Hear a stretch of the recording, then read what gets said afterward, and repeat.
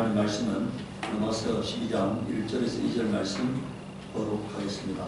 그러므로 형제들아 내가 하나님의 모든 자비하심으로 너희를 권하노니 너희 몸을 하나님이 기뻐하시는 거룩한 삶제사로 드리라. 이는 너희의 드릴 영적 예배니라. 너희는 이 세대를 본받지 말고 오직 마음을 새롭게 함으로 변화를 내라. 하나님의 선하시고 기뻐하시고 온전한 뜻이 무엇인지 분별하도록 하라. 아멘. 오늘은 영적 예배라는 제목으로 하나님 말씀을 공부합니다. 영적 예배가 뭐냐 이게 오늘 사람들이 영적 예배, 그럼 영적 예배가 아닌 예배는 어떤 예배라는 얘기입니까? 육적 예배라는 얘기죠. 그러니까 이 땅에 사람들이 드리는 예배가 두 가지가 있다는 얘기. 하나는 영적 예배고 하나는 육적 예배인데 하나님은 영적 예배만 받으신다 이런 얘기예요. 오늘 우리가 영적 예배가 되기 위해서 오늘 로마서 12장에 뭐가 영적 예배인가에 대해서 말씀하고 있습니다. 첫 번째는 우리가 새 사람이 되어서 드리는 예배를 하나님이 영적 예배라고 하는 것입니다. 로마서 12장 2절에 너희는 이 세대를 본받지 말고 오직 마음을 새롭게 함으로 변화를 받으라고 말하고 있어요. 그러니까 이 세상 살아가는 사람들이 사는 방식은 그건 변화되지 않은 삶이고 그리스도 안에서 새로운 피조물, 새롭게 하나님의 자녀가 된 삶은 변화된 삶이어야 한다는 것입니다. 오늘 교회에 다니는 수많은 사람들이 있어요. 예수 믿는다고 하는 수많은 사람들이 있습니다. 하나님을 사랑한다고 하나님을 향해서 찬양 드리는 사람들이 있어요. 그런데 그 삶을 돌아보면은 거의 대부분이 변화되지 않은 삶이에요.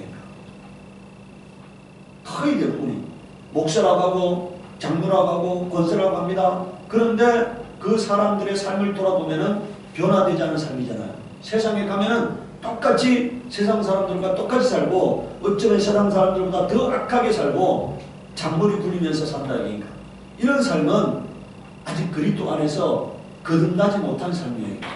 거듭난 삶은 반드시 변화된 삶이 이루어질 것이고 거듭난 삶은 하나님 성품을 따라 살아가는 삶이 되는 거예요. 거듭난 삶은 성령의 인도받는 삶이기 때문에 성령의 간섭을 받게 되어 있습니다. 성령의 감동을 받게 되어 있어요. 성령이 그 마음을 주장하는 삶을 살게 되어 있어요. 우리가 주여야 한다는 말은 뭡니까? 내 주인이었어요 이 말이니까. 내 주인이여 말씀하시옵소서 명령하시옵소서 내가 그 말씀대로 살겠습니다 이런 말이니까. 그런데 오늘 주여 해놓고는 주님의 말을 들으려고 하잖아요. 주님의 인도를 받으려고 하잖아요. 이것은 그렇기 때문에 오늘 거듭남이 없는 것입니다. 그래서 오늘 뭐라고 말하고 있습니까? 하나님의 선하시고 기뻐하시고 온전한 뜻이 무엇인지 분별하도록 하라고 말하고 있어요.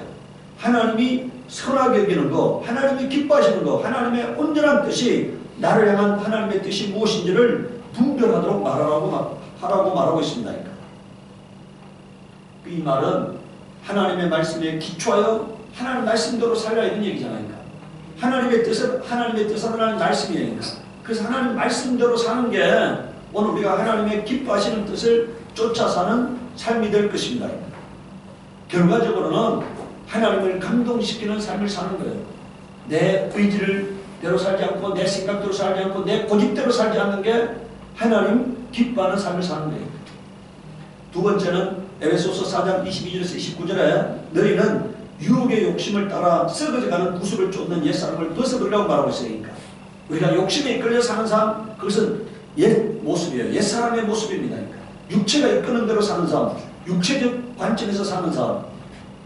오늘 사람들이요 죽을 때 되어서 비로소 알게 됩니다. 아무것도 아니었다는 것을 육체를 따라 사는 삶이 아무것도 아니었다는 것을 알게 돼요. 맛있는 음식을 먹는 것이 아무것도 아닌 것이고 좋은 옷을 입는 것도 아무것도 아니었다는 것을 알게 됩니다. 우리가 이런 말을 해요. 저 노인정에 가면은 자기가 과거에 뭐 했다는 것을 자랑한다는 거니까. 두 번째는 내 자식이 뭐 했다고 자랑한다는 거예요. 세 번째는 내가 가지고 있는 재산을 자랑한다는 거니까. 근데 조금 있으면은 요양원에 가 있으면은 그때는 그것이 무슨 의미가 있습니까? 자기가 자기 몸을 해결할 수 없어서 요양원에 가 있을 때는 자기가 과거에 무엇을 했다는 거 아무 의미가 없어요. 내 스스로 무엇을 해결하지 못하는 그런 삶이 되어버리면 그때는 아무 의미가 없는 겁니다. 그 다음에 이제 죽음의 목전에 이르렀을 때는 과거에 내가 무엇을 했느냐가 아무 의미가 없어요. 내 자식이 무엇인가도 아무 의미가 없으니까. 오직 나와 하나님과의 관계가 만들어졌느냐 안 만들어졌느냐, 내가 내 영혼을 의탁할 자가 있느냐 없느냐가 중요한 거잖아요. 죽음이 영광스러우냐 안 영광스러우냐 그것만 의미가 있는 거니까. 내 이 죽음 앞에서 얼마나 담대할 수 있느냐 하는 것이 의미가 있는 거잖아요. 내 영혼이 준비된 자는 죽음 앞에 담대할 수 있는 거예요. 새로운 영생으로 들어가는 문이라고 생각하고 세상을 떠나게 되지만, 죽음이 준비되지 아니한 사람은 그때 자기가 아무것도 죽음이 준비되지 않기 때문에 죽음 앞에 두려움을 느끼고 있는 겁니다. 어느 누구나 사람들이 죽음 앞에 두려움을 느끼는 이유는 뭡니까? 죽음에 대한 준비가 안 되어 있기 때문이니까. 자기 영혼을 사랑하지 않는 삶을 살았기 때문에 하나님과의 관계가 단절되어 있기 때문에 두려워하는 겁니다. 오늘 여러분들 이게 뭐라고 되어 있습니까? 23절에 오직 심령으로 새롭게 되어라고 말하고 있으니까 심령이 새롭게 되어야 합니다. 24절에 하나님을 따라 의와 진리의 거룩함으로 지으심을 받은 새 사람을 입으라고 말하고 있어요. 여러분들 이 새 사람은 어떤 사람이냐? 의롭고 거룩하게 사는 사람입니다. 진실되게 사는 거예요. 정직하게 사는 겁니다. 남을 속이지 않는 삶을 사는 거예요. 이게 오늘 거듭난 삶의 모습이에요. 오늘 저는 예배 시간에 제가 은혜라는 단어를 많이 안 사용하잖아요. 은혜라는 단어, 이런 단어를 많이 안 사용하잖아요. 그것은요, 은혜는 내가 베푸는 주체가 아니고 뭐라고요? 하나님이 주권적으로 베푸는 거예요. 나는 사람 때문에 본분을 다하는 겁니다. 그러니까 하나님은 하나님으로서 우리를 사랑하고 은혜를 베푸는 것은 하나님의 주권이에요. 그것을 내가 말하면은 성도들에게 방종된 삶으로 인도하는 것밖에 안 되는 거예요. 오늘 우리는 성경에서 말합니다. 이제 어떻게 하라는 겁니까? 의와 진리의 거룩함으로 지으심을 새 사람을 입으라 이렇게 말하고 있습니다. 자, 25절에 그런 저 거짓을 버리고 각각 이웃으로 더불어 참된 것을 말하라 이렇게 되어 있잖아요. 거짓된 삶을 버리라는 거예요. 그러니까. 오늘 여러분들 아침에 제가 오늘 이렇게 인터넷에서 신문을 보다 보니까 어떤 글이 실려있냐면은 부부가 완전 그냥 무늬만 부부인데 자식들 때문에 산다는 거예요. 그러니까. 너무 잘난 자식 때문에 너무 잘난 자식 때문에 산다는 거예요. 뭔 말이냐면요, 그 자식에게 아픔을 주지 않으려고 연극한다는 거죠. 그러니까 연극하는 삶을 산다는 거예요. 부부로서는 아무런 감정도 없고 사랑하는 마음도 없으면서 자식에게 아픔을 주지 않으려고 자식이 결혼할 때까지만 살아야겠다 뭐 이렇게 사는 사람들이 많이 있다는 거죠. 그러니까 그렇게 연극하면서 사는 사람들이 많이 있다는 거니까 오늘 여러분들 우리가요 그런 연극하는 삶의 실체를 벗어버리고 진실되게 살라는 거니까 깨끗하게 살라는 거죠. 거룩하게 살라는 거예요. 그게 오늘 우리가 살아가야 할 모습이고 26절에 뭐라고 하고 있습니까? 분을 내어도 죄를 짓지 말라는 거예요. 악을 행하지 말라는 거잖아요. 그 다음에 27절에 마귀의 틈을 타지 못하게 하라. 그 다음에 28절에 보세요. 도둑질하는 자는 도둑질하지 말고 돌이켜 빈궁한 자에게 구제할 것이 있게 하여 제 손으로 수고하여 선한 일을 하라고 말하고 있습니다. 너가 돈을 벌어서 남을 돕는 사람이 되라 이런 얘기잖아요. 남의 뜻 훔치려고 하지 말고 너가 돈을 벌어가지고 너가 수고해서 얻어진 것으로 남을 돕는 사람이 되라 이런 얘기예요. 29절에 무릇 더러운 말은 너 입 밖에도 내지 말라고 말하고 있습니다. 악은 모양이라도 버리라고 말하고 있잖아요. 우리가 여러분들 하나님은 입술의 열매를 창조하는 분이세요. 내가 말한 대로 여러분들 말이 씨가 된다는 말 있잖아요. 그래서 우리는 오늘 아름다운 말을 해야 하는 겁니다. 남에게 덕을 끼치는 말을 해야 하는 거예요. 남을 세우는 말을 해야 하는 거니까. 다른 사람을 낙담하게 하고 다른 사람을 저주하고 다른 사람이 인격을 허무는 그런 말을 해서는 안 된다는 거니까. 오늘 우리가 자식에게도 부모는 축복하는 말만 할 수가 있는 거예요. 자식의 영혼을 저주하는 그런 말을 해서는 안 되는 거고 남에게도 저주하는 말을 해서는 안 되는 거니까. 남의 영혼을 빌어주는 그런 아름다운 말을 하라고 말씀하고 있는 겁니다. 자, 29절에 무릇 더러운 말은 너 입 밖에도 내지 말고 오직 덕을 세우는데 소용되는 대로 선한 말을 하여 듣는 자들에게 은혜를 끼치게 하라 이렇게 말이잖아요. 듣는 사람들의 여러분들 남을 잘 칭찬해주는 그런 사람이 되라고 말하고 있는 겁니다. 고린도서 3장 9절에서 10절에 너희가 서로 거짓말을 말라. 옛사람과 그 행위를 벗어버리고 새사람을 입었으니 이는 자기를 창조한 자의 형상을 쫓아 지기까지 새롭게 하심을 받은 자니라 이렇게 말했습니다. 가치관이 바뀌어야 합니다. 생각이 바뀌어야 합니다. 행동이 바뀌어야 하니까. 이게 그리스도 안에서 영적 예배예요. 오늘 우리가 교회에 와서 그냥 잠시 드리는 것만 예배가 아니고 삶 전체가 예배가 돼야 하는 것입니다. 그러니까 내 삶 전체가. 여러분 오늘 우리가요 사람들이 잘못하고 있는 게 뭐냐면은 육적인 일과 영적인 일을 구별하는 거예요. 우리는 이렇게 생각해야 합니다. 가정생활도 예배고 직장생활도 예배고 친구와의 만남도 예배고 모든 것이 예배가 되어야 하니까 삶 전체가 예배가 되어야 하고 삶 전체가 하나님과의 관계에서 이루어지는 삶이 되어야 하는 거예요. 그러니까. 두 번째는 지혜롭게 생각하라고 말하고 있습니다. 로마서 12장 3절에 내게 주신 은혜로 말미암아 너희 중 각 사람에게 말하노니 마땅히 생각할 그 이상의 생각을 품지 말고 오직 하나님께서 각 사람에게 나눠주신 믿음의 분량대로 지혜롭게 생각하라 이렇게 말하고 있잖아요. 지혜롭게 생각하라고 말하고 있습니다. 이 지혜롭게 생각하는 것이 무엇인가에 대해서 로마서 8장 5절에서 6절은요. 육신을 쫓는 자는 육신의 일을, 영을 쫓는 자는 영의 일을 생각하나니 이렇게 말하고 있습니다. 육신의 생각은 사망이요 영의 생각은 생명과 평안이라 이렇게 말하고 있어요. 육신이 이끄는 생각대로 끌려가면은 그것은 결과적으로 어떻게 된다는 겁니까? 사망이 이르게 되고 성령에 이끌려 살게 되면은 그것은 생명과 평안을 얻는 삶이 됨을 말하고 있습니다. 고린도서 3장 2절에는 위의 것을 생각하고 땅의 것을 생각지 말라고 말하고 있습니다. 오늘 사람들이요 위의 것을 생각하지 않아요. 땅의 것을 생각합니다. 근데 여러분들 우리가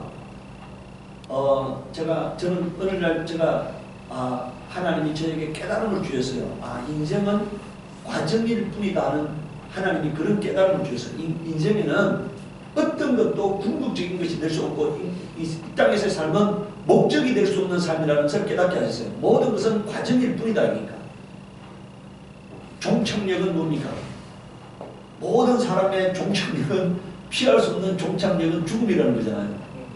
그것은 공평하게 하나님이 만들어서 태어남과 죽음이라는 이 공평한 두 가지를 모든 사람에게 부여하셨으니까. 여러분들 돈이 아무리 많은 사람도요 하루에 10끼 먹는 사람 없죠? 10끼 먹으면 동맥경화증 걸리게 돼 있어요. 돈이 아무리 많은 사람도 옷을 10벌 끼고 다니잖아요. 돈이 아무리 많은 사람도요 잠을 잘 때는 2평을 점유할 수 없어. 2평 점유하는 사람 없잖아요. 그러니까. 거의 1평 점유하고 자는 거예요. 그러니까. 그 삶을 돌아보면은요 그 돈이 그 사람 인생에 엄청나게 작용하는 게 아닙니다. 그러니까. 그런데 사람들이 그 돈을 벌기 위해서 뭐라고요? 양심도 팔고 인격도 팔고 다 팔고 돈 버는데 혈안이 돼 있잖아요. 그러니까. 그런데 죽을 때는 손을 다 놓고 죽는 거예요. 모든 손에 쥐었던 것을 다 놓고 죽는 거예요. 그러니까. 그런데 사람들은 그 놓고 가는 일에 잠시 머물렀다가는 그 이 땅에서의 삶 때문에 모든 하나님과의 관계는 다 저버리고 사는 거예요. 여기 뭐라고 말하고 있습니까? 땅의 것을 생각지 말라고 말하고 있어요. 위의 것을 생각하고 하늘의 것을 생각하는 거예요. 영생을 생각하고 천국을 생각하고 하나님과의 관계를 생각하고 하나님이 기뻐하는 것을 생각하는 그런 삶을 살다가 가야 하는 겁니다. 그러니까. 골로새 여러분들 잠언 15장 28절에요. 의인의 마음은 대답할 말을 깊이 생각해도 악인의 입은 악을 쏟느니라 이렇게 말했습니다. 서치는 생각이 다 하나님이 주시는 생각은 아니에요. 하나님이 주시는 생각도 있고 마귀가 주는 생각도 있어요. 그런데 오늘 우리는요 스치는 생각이 스치면은 그걸 다 하나님이 주셨다 생각하고 일을 벌리잖아요. 그리고 말을 하잖아요. 근데 나중에 시간이 가면 그건 하나님이 주신 생각이 아닐 수도 있다는 것을 우리가 깨닫게 됩니다. 여러분들 기도원이 하나님이 전쟁터에 기도원을 내보내면서요 하나님이 나가라고 했잖아요. 근데 기도원은 이 전쟁이 하나님께 속한 것인지 자기 생각에 속한 것인지를 분별하기 위해서요 양털로 2번 시험을 합니다. 한 번은 양털만 적게 해주세요. 한 번은 땅만 적게 해주세요 하고 하나님 앞에 그 하나님이 주신 생각이 하나님의 생각인지 자기 생각인지 마귀 생각인지를 구별하기 위해서 2번 하나님께 기도해요. 그래서 그것을 확인받고 난 다음에 전쟁에 나가잖아요. 오늘도 마찬가지입니다. 그러니까 내게 스치는 생각이 이게 하나님의 생각인지 내 생각인지 분별하기 위해서 우리 하나님께 깊이 기도하면서 묵상할 필요가 있어요. 제가 나무를 자르는데요. 나무를 자르기 전에 제가 기도해요. 하나님 이 나무를 잘라야 합니까? 말아야 합니까? 하고 수없이 기도해요. 그러니까. 그냥 자르는 게 아니에요. 그러니까. 이게 하나님 이 자르려고 나에게 준 생각인지 내가 자르려고 하는 건지를 하나님 앞에 수없이 기도하는데요. 제가 올해 가을에 나무를 잘라놓고 세 개는 이게 내 생각이었구나 하는 생각을 깨닫게 했어요. 자르고 난 다음에 내 마음이 불편해. 자르고 난 다음에 그 하나님 앞에 이제 좀 더 내가 하나님 앞에 더 많이 기도해야겠구나 하는 생각을 합니다. 물론 이제 아주 그냥 순식간에 자르고 순식간에 하는데 그건 자르기 전에 수없이 기도하는데 자르고 난 다음에 제가 하나는 한 이 정도 큰 거고 하나는 이렇게 작은 거예요. 두 개 작은 거 두 개 잘랐는데 그 두 개 자른 거 자르고 난 다음에 제 마음이 굉장히 불편해. 그래서 이거는 안 잘라야 하는 나무였구나 하는 것을 하나님이 깨닫게 하십니다. 내 마음이 불편하니까. 근데 오늘 우리가요 모든 것을 함에 있어서 아주 사소한 일을 함에 있어서도 하나님 앞에 기도하시기 바랍니다. 하나님이 여러분들 사소한 삶에도 여러분들의 주가 되시기를 원하는 거예요. 큰 일만 주가 되시기 원하는 게 아니고 뭐라고요? 사소한 삶에도 아주 사소한 삶에도 하나님이 주가 되시기를 원하는 거니까. 내 혼자 결정하지 않고 모든 결정을 주님께 맡기기를 원하는 거니까. 그래서 주님과 동행하기를 원하는 거예요. 성경 뭐라고 되어 있습니까? 내가 너 안에 내가 문을 두드리는데 네가 문을 열면은 내가 너에게 들어가서 너는 나로 더불어 먹고 나는 너로 더불어 먹으리라 이렇게 말씀했잖아요. 그러니까 이것은 주님이 나와 동고동락을 함께하고 싶다는 얘기니까. 내 삶에 주님이 함께하고 싶다는 거니까.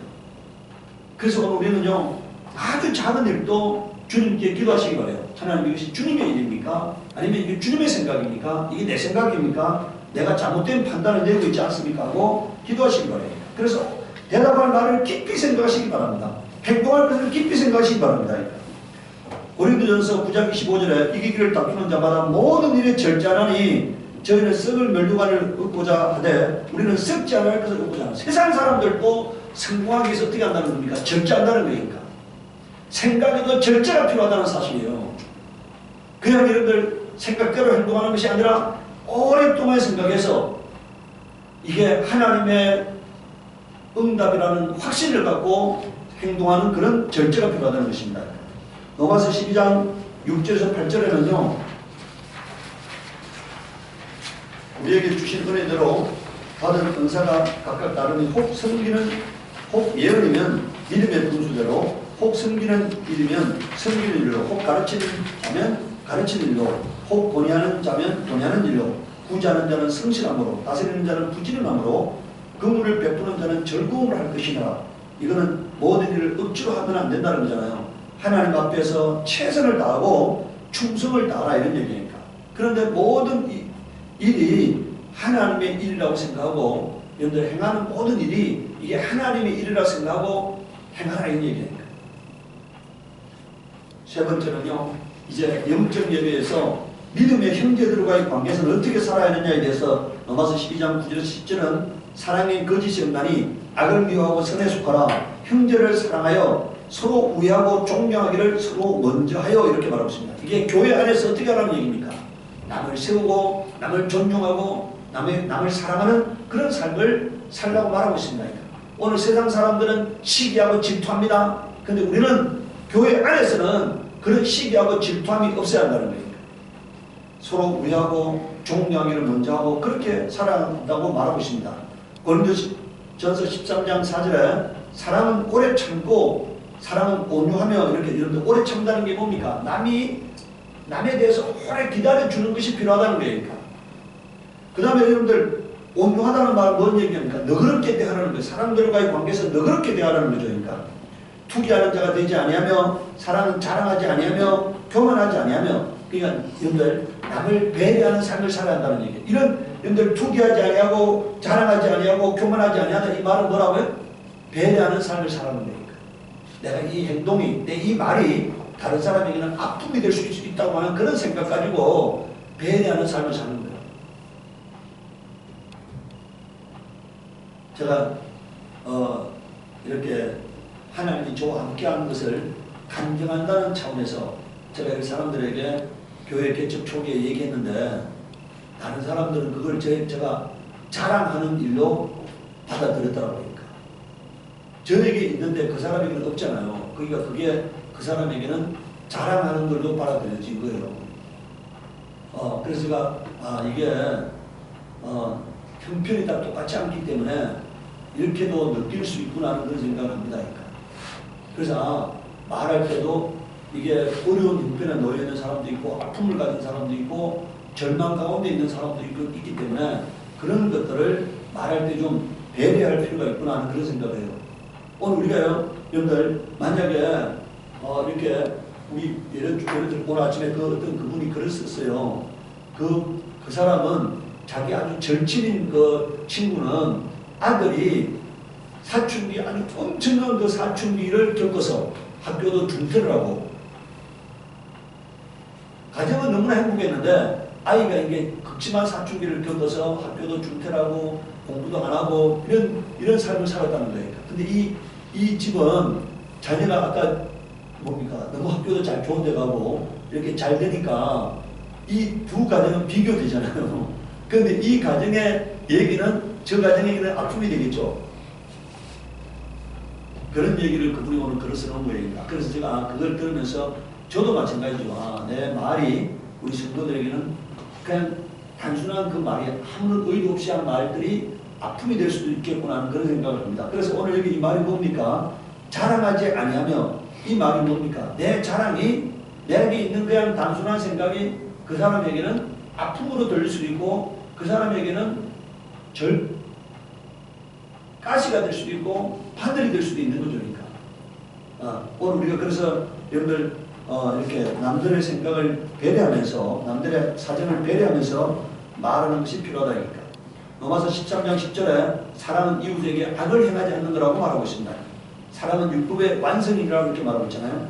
베드로전서 4장 8절에 무엇보다도 열심으로 서로 사랑할지니 사랑은 허다한 죄를 덮는다고 말하고 있습니다. 잠언 10장 12절에서는요. 사랑은 허물을 덮는 거라고 남의 허물을 덜추지 않고 뭐라고요? 덮어주는 거다 이니까. 여러분들 부부간에 살면서도요. 허물이 보인다는 얘기는 뭘 의미합니까? 사랑하지 않기 때문이에요. 사랑하면은 허물이 보이지 않는 거예요. 사랑하면은 그냥 덮어주는 거예요. 덜추지 아니하고 덮어주면서 사랑하는 거죠. 네 번째 영적 예배의 주님과의 관계에서는 로마서 12장 11절 12절에 부지런하여 게으르지 말고 열심을 품고 주를 섬기라고 말하고 있습니다. 그래서 우리가 주님이 나중에 양과 염소를 구분을 놓고 난 다음에 뭐랍니까? 악하고 게으른 자라고 말하고 있잖아요. 달란트 비유에서도 악하고 게으른 자라고 말하고 있잖아요.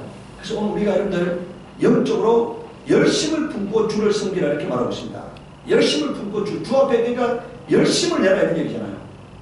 소망 중에 절구하며 환난 중에 참으며 기도에 항상 힘쓰며 이게 주님과의 관계에서 여러분들 천국에 대한 소망을 가지고 절구하면서 환난이 다가온다 하더라도 어떻게 하라는 겁니까? 인내하라는 거예요. 그리고 기도를 쉬지 않는 그런 세 가지가 영적 생활에서 주님과의 관계에서 필요하다고 말하고 있는 겁니다. 그러니까. 마가복음 12장 3절에 내 마음을 다하고 여러분들 여기서 우리가 열심을 낸다는 게 뭐냐? 마음을 다하고 목숨을 다하고 뜻을 다하고 힘을 다하여 하나님을 사랑하는 것. 이게 주님에 대한 열심이니까. 사랑의 모습입니다. 최선을 드리는 것. 이게 사랑이니까. 고린도전서 11장 2절에 내가 하나님의 열심으로 너희를 위하여 열심을 내노니 바울은 뭐라고 말합니까? 하나님의 열심으로 내가 열심을 낸다고 말하고 있잖아요. 요한계시록 3장 19절에는 무릇 내가 사랑하는 자를 책망하여 징계하노니 그러므로 내가 열심을 내라 이렇게 말하고 있습니다. 오늘 우리가요 주 앞에 가져야 할 태도가 두 가지입니다. 하나는 회개하는 거고 하나는 뭐라고요? 열심을 내는 거예요. 오늘 우리는 선한 청지기의 삶을 산다는 것은 하나님의 자녀로서의 삶을 산다는 것은 예수 그리스도의 신부로서의 삶을 산다는 것은 열심을 내는 거예요. 로마서 5장 3절에서 5절에 다만 이뿐 아니라 우리가 환난을 중에도 절구하나니 이는 환난은 인내를 인내는 연단을 연단은 소망을 이루는 줄 알미로다. 이게 뭔 말입니까? 환난을 통해서 우리가 인내를 배우게 되고, 인내를 통해서 어떻게 된다는 겁니까? 불순물이 제거된다는 거니까. 어려움을 당할 때, 우리가 여러분들 잘 나갈 때는, 이스라엘 사람들이 잘 나갈 때는 어떻게 합니까? 범죄하잖아요. 환난이 다가오면 회개하고 무릎 꿇고 살려달라고 하잖아요. 그러면서 죄를 회개하게 되고 죄를 버리게 되고 삶을 고치게 되잖아요. 그러니까 우리도 마찬가지입니다. 이 어려움 가운데서 주님 앞에 무릎 꿇게 되는 거고, 주님을 찾게 되는 거고, 주님을 의지하게 되는 겁니다. 그러면서 불순물을, 우리 인생의 영혼의 불순물을 덜어버리는 거예요. 내가 하나님 앞에 잘못된 것을 고치는 겁니다. 그러니까. 그러면서 소망이 생기는 거예요. 그러니까. 하나님에 대한, 하나님을 찾고 의지하게 되잖아요. 그러니까. 이런 아픔을 통해서, 연단을 통해서 하나님을 찾고 의지하게 되는 겁니다. 소망 가질 때, 하나님을 찾고 의지할 때 하나님의 사랑이 임한다고 말씀하고 있어요. 하나님을 찾고 의지할 때 우리가 이 아픔을 통해서, 가정에 다 아픔이 있잖아요. 아픔을 통해서 하나님을 찾고 의지하게 되는 거고, 그렇게 됨으로 말미암아서 하나님의 은혜가 임하고 사랑이 임하고 회복이 임하는 거니까 우리는 그것을 믿으시기 바랍니다. 저희 가정도 지난 한 해 동안에 제가 오늘 이렇게 보니까 제가 1년 동안에 교회에 낸 시불주가 얼마 안 돼요. 그거 얘기는 뭡니까? 저희 가정에, 저희 연구소에 1년 매출이 작년 대비 한 30%밖에 안 됩니다. 30%밖에 안 돼요. 매출이 전년 대비 한 30%밖에 안 되는데 뭐 임대료도 안 되죠. 임대료도. 그래서 제가 임대료도 안 돼가지고 제 개인 돈으로 임대료를 마이너스 통장에 이렇게가 임대료를 냅니다. 근데 제가 보기에는 이런 시간이 앞으로 상당한 기간 동안 더 지속될 거라고 생각하고 있어요. 근데 제가 제가 한번 아침에 언제 한번 구현전에서 일어났잖아요. 이 과정 끝에는 주님의 위로와 주님의 행복과 주님의 은혜가 임할 거라고 확신합니다. 그러니까.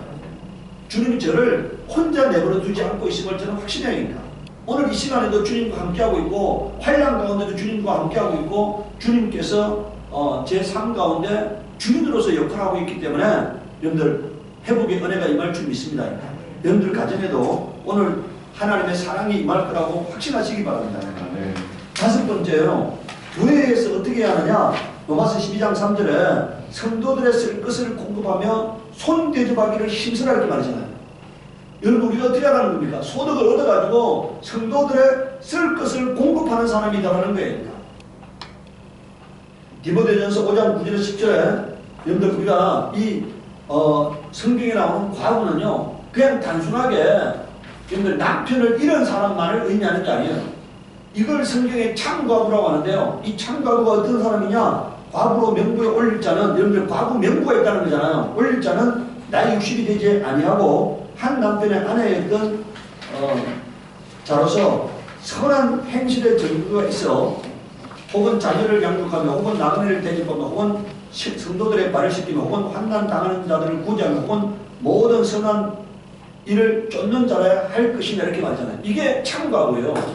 이 참과부는 뭐 하는 사람이냐? 목회를 돕는 사람이니까. 여러분들 우리 초대교회의 참과부는요 목회를 돕는 사람이니까. 그런데 이 참과부가 목회를 돕는 일을 하면서요 어떻게 했느냐? 교회에서 보호받는 역할을 한 거예요.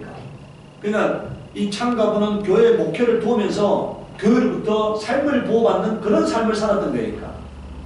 여러분들 그 시대에 60이라는 나이는 여러분들 거의 우리 여러분들 과거에 해갑잔치 하잖아요. 그러면 과거에 해갑잔치 했다는 얘기는 뭡니까? 60 사는 사람이 많이 없었기 때문에 해갑잔치를 한 거잖아요. 그러니까 이 초대교회 60이라는 것은 굉장히 나이가 많은 거죠.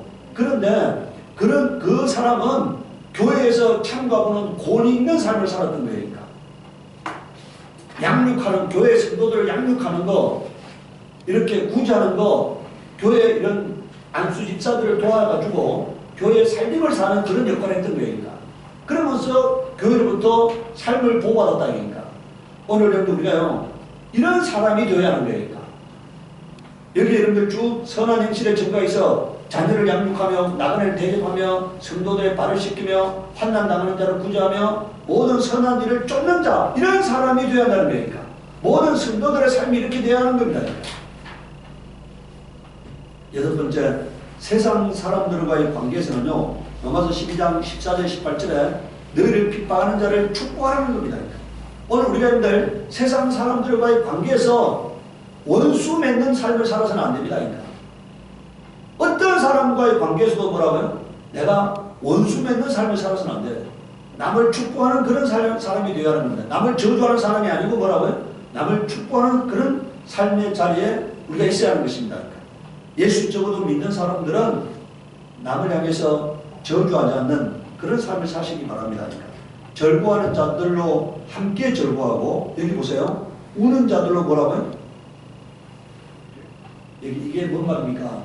항상 책임지심을 가지라는 얘기니까. 여러분들 남이 절구할 때는 함께 그 절구하는 사람의 절구음을 이렇게 함께 할 수가 있고, 남이 아파할 때는 뭐라고요? 함께 아픔을 나누는 그런 사람이 되라는 거예요. 서로 마음을 같이 하며 높은 데 마음을 두지 말고 도리어 낮은 데 처하며 스스로 지혜 있는 채 말라. 아무에게도 악으로 갚지 말고 모든 사람 앞에서 선한 일을 도마라. 할 수 있거든 너희로서는 모든 사람으로 더불어 뭐라고요? 화평하라. 이렇게 화평하라는 얘기니까. 모든 사람과의 관계에서 사이좋게 지내라 이런 얘기잖아요. 모든 사람과의 관계에서.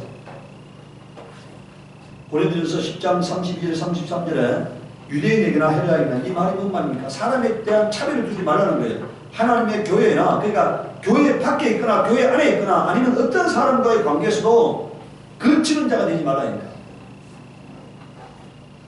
나와 같이 모든 일에 모든 사람을 기쁘게 하여 나의 유익을 구하지 아니하고 많은 사람에게 유익을 구하여 저희로 구원을 얻게 하라 이렇게 말하고 있어요.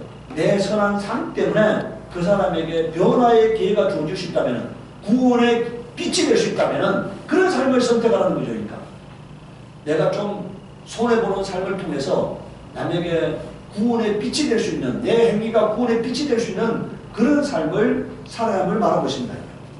우리는 여러분들 내가 거울이 되는 삶을 살아야 해요. 내가 예수 그리스도의 편지가 되는 그런 삶을 살아야 합니다.